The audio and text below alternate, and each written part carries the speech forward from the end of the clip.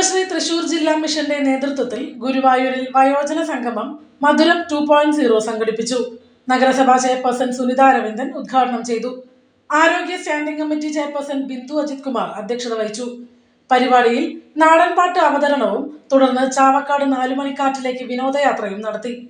കുടുംബശ്രീ ജില്ലാ mission assistant coordinator K Prasad, ക്ഷേമകാര്യ standing committee chairperson V Anoop, councillor Lissy Baiju, Guruvayur Kudumbashree CDS 1 chairperson Vichithra Manoj, Kudumbashree Chavakkad block coordinator Viswajith എന്നിവർ സംസാരിച്ചു.